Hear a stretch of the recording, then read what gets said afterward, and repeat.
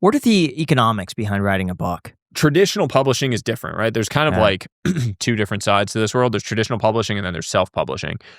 Self-publishing, the economics on a per book basis are going to be better because you're not having to pay this whole cost stack that exists within these publishers.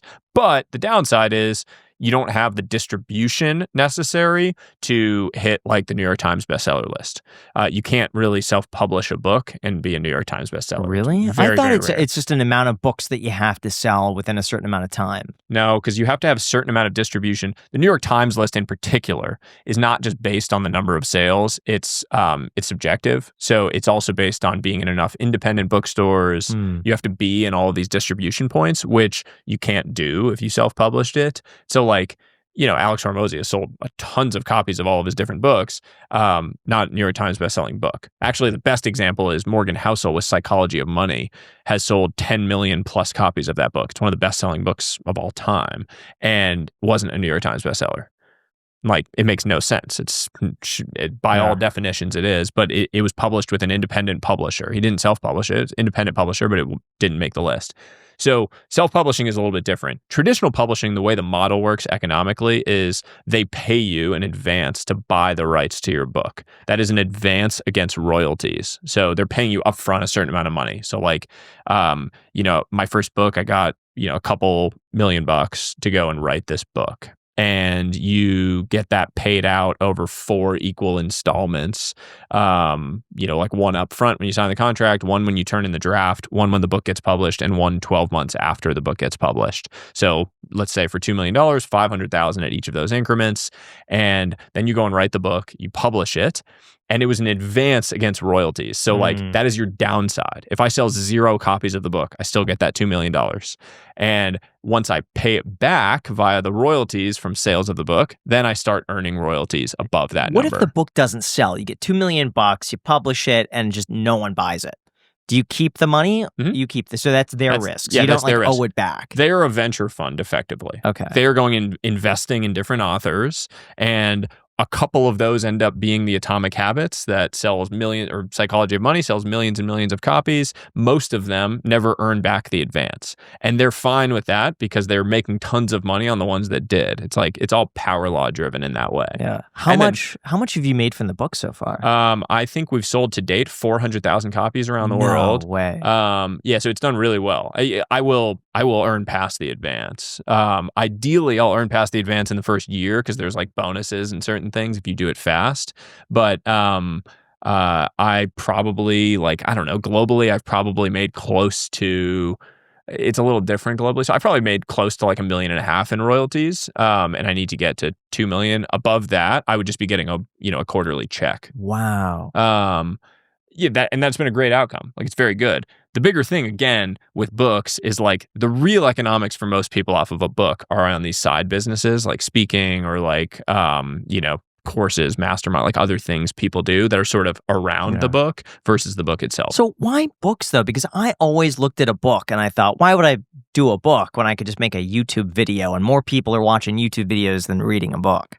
Yeah, but does anyone gift a YouTube video to their kid on their graduation?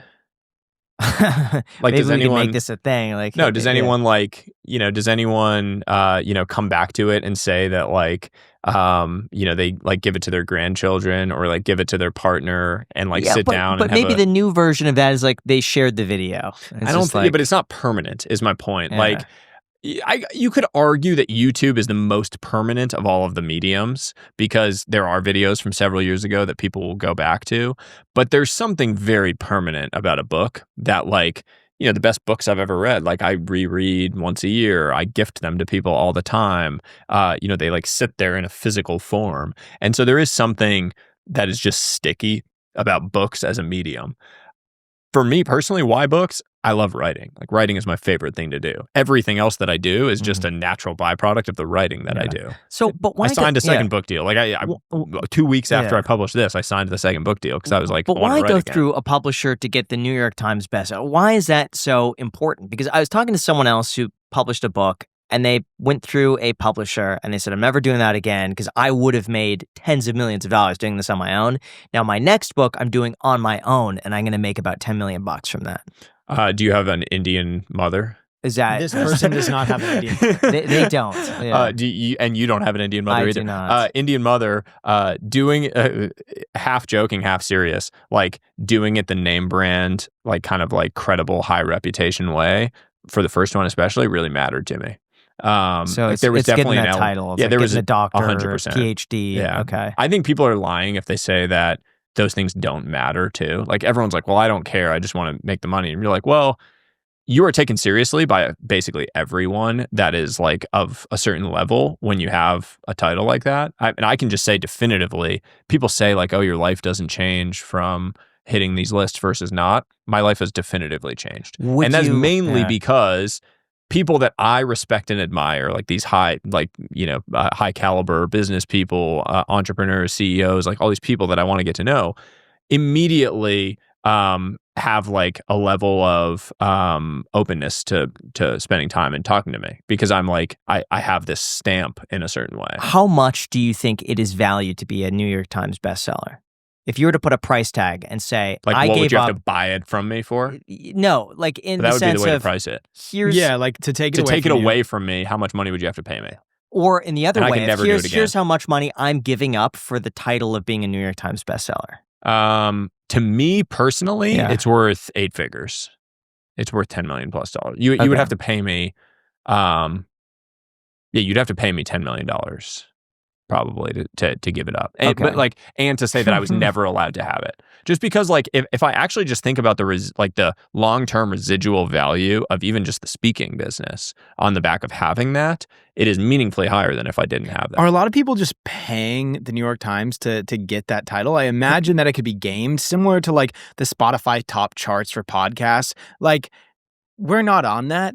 And I know for a fact, like I look at those top charts, I'm like, so I've do never I. heard of any of these people. Not a Dude, it's single crazy. one of I them. was thinking the same Yeah. thing. I'm like, And so how there's no way. And so a lot of that Yeah. is for like paid media because you have to be in Forbes magazine, you have to be in this, you have to be in that, and then finally you get the top chart. Mhm. So do a lot of people pay for that? There was a big